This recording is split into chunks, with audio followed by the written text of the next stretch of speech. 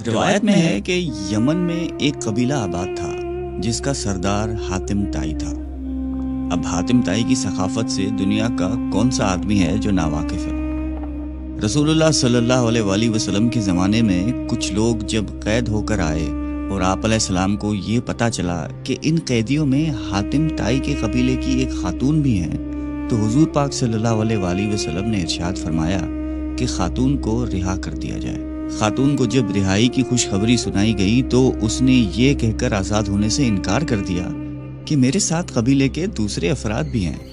آپ علیہ السلام نے پورے قبیلے کو آزاد فرما دیا اور مال غنیمت بھی واپس کر دیا، اور نہ صرف اپنی طرف سے انعام و اکرام سے نوازا بلکہ بنفس نفیس سرحد تک چھوڑنے کے لیے تشریف لے گئے۔ حاتم طائی کی سخاوت کے ضمن میں ایک قصہ بیان کیا جاتا ہے کہ روم کے بادشاہ کی دربار میں ایک دن حاتم طائی کی سخاوت کا تذکرہ تھا۔